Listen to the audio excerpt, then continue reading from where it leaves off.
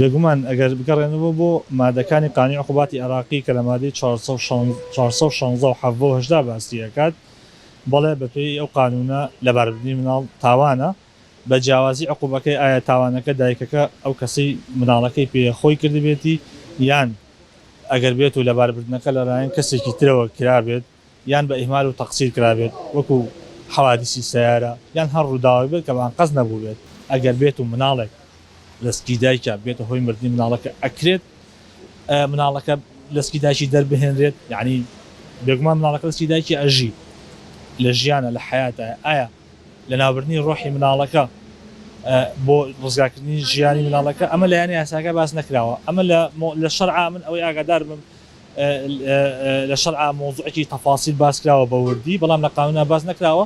لەم حاڵەتە شابێ بگەڕێنەوە هەر بۆ قانونی عقوباتی عێراقی. ئەگەر هات و داوایەک هەبێت، داوایەکی تحقیقی یان داوایەکی جەزایی هەبێت، ئەکرێت دکتۆرە بەڕێزەکان داوای بڵێن ئیزن لە دادگا بکەن، ئەو کاتەش بە بڕیاری لیژنەیەکی طبی مختص کە بڕیار بن ئەم مناڵە ئەبێت هۆی مردنی دایکەکە.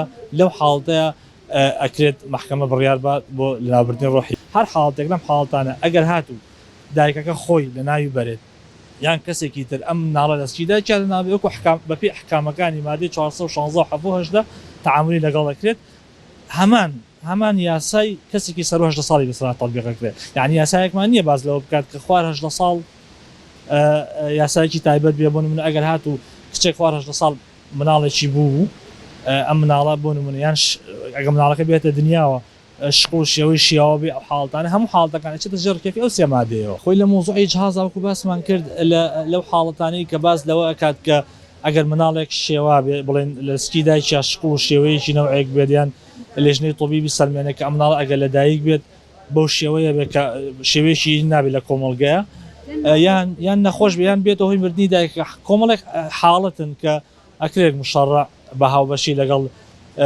لەگەڵ مامۆستایانی ئاینی لەگەڵ دادوەرەکان لەگەڵ پەرلەمان ئەکرێت یاسایەک دروست بکرێت، یاسایەک دابنرێت بۆ حاڵەتانە کە بە شێوەیەکی تایبەت تەعامل لەگەڵ ئەو جۆرە کەیسانە بکرێت.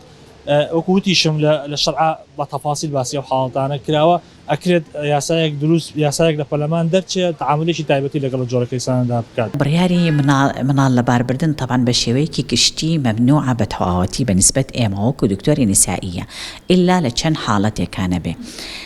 یەکێک لەوانە ئەوەیە کە مناڵەکە بە شێوەیەک مشەوەه بێ، ناتەواو بێ، کە ئەگەر هاتە دنیا ئەو مناڵە نەژی، یعنی بمرێ یەکسەر.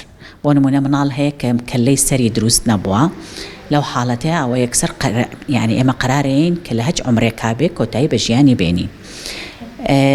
سەبەبی تر بۆ مناڵ لەباربردن ئەوەیە کە خەتەر دروستکە بۆ سەر ژیانی دایکەکە.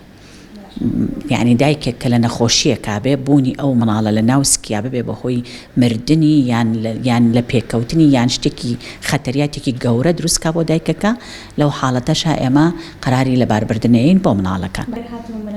کچێک هات بۆ ئێرە بەهۆی دەستدرێژیەکەوە منە توگیان بوو. بەڵێ دەستدرێژی کرا بەسەر ئێوە هیچ مەفتان هەیە یان هیچ ڕێنماییەک هەیە بۆ نەخێر ئەو مناڵە لەباربردن؟ نەخێر ئێمە چونکە ئەگەر لە 18 ساڵیش مناڵتر بەڵێ لە حاڵەتی وەها ئێمە بە هیچ نوعی مناڵ لەبار نابین، چونکە بەڕای ئێمە ئەو مناڵە زیینووە و هیچ یعنی هیچ ئێمە شتێکمان نییە بۆ ئەوە کاوە لە نەباربەرین و ناشکی بێژنان پێش ئەوەی بکە و ببن بە حامیلە ئەبێ حساب بۆ خۆیان بکەن، ڕێگری بکەن لە مناڵبوونەکە نەک کاتێک کە مناڵەکە بێت.